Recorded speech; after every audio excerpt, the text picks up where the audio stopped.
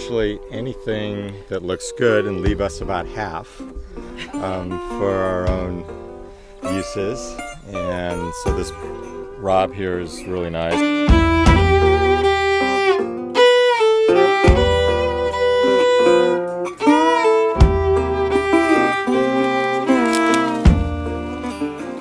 Marketing and selling produce is sometimes the most time-consuming job, so there's oftentimes periods during the summer when there's excess lettuces and produce that can be made available to folks that really need it, like at food pantries. And the gleaners that come out here, Melita Love has been a wonderful force in the community to make food available, and so we want to work with her and help make available the food that we grow in excess.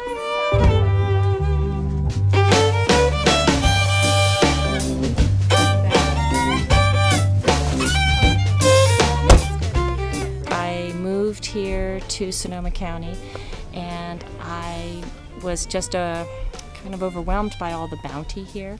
And then one day I was in a grocery store and I saw at the end of after you checked out, there was a bin for the food pantry, and I looked in there and I noticed, it was a lot of packaged things that really weren't very healthy. And then I looked at what I was able to get.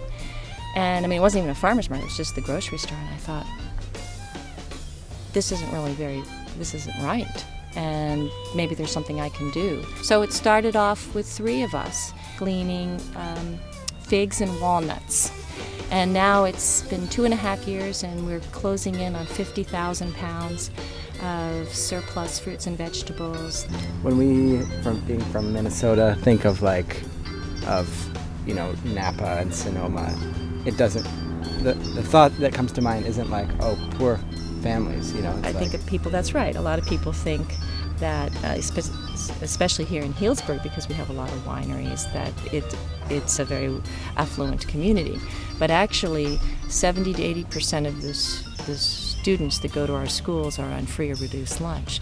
And a lot of these are the children of the laborers that work in the fields, in the vineyards. The folks who are growing the food or the wine in the county have to be receiving the free food.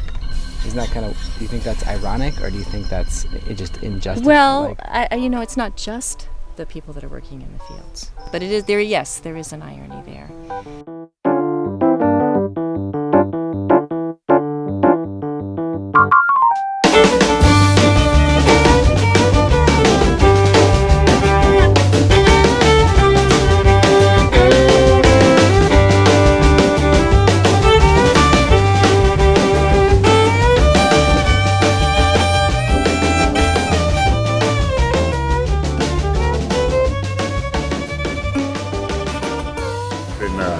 I've been the food service manager here for 3 years, and the year before that I went through the program, and I was addicted to methamphetamines. We're able to, through the kitchen, because of people like people that have brought the kale and people that support us, we get 100% food donations, which is what we survive on. We serve 365 days a year here.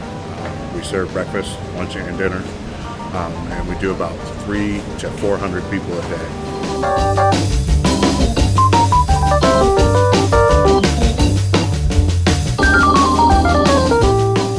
When we have some fresh stuff brought in, like the kale or the lettuce, that's freshly grown, you could tell it's night and day, and people are extremely blessed by it. And you could pretty much do anything with it. And people really are. The taste is fully there, and people are always asking questions on where'd you get that? So yeah, there's a big difference between stuff that's freshly grown and brought in and stuff that we get from the supermarkets. Yeah.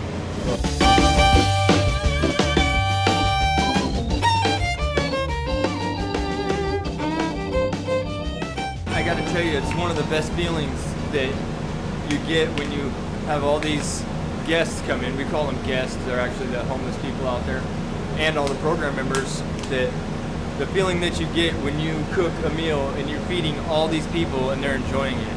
It's a really good feeling. So, yeah. Yeah, I love the mission for what they do for people. Actually, I've never cooked for this many people before. I've cooked in Mom's kitchen before, but I've never done large things like this. But it's fun, you know. It keeps me busy. It keeps me out of my head, you know, and makes my day go by a lot smoother.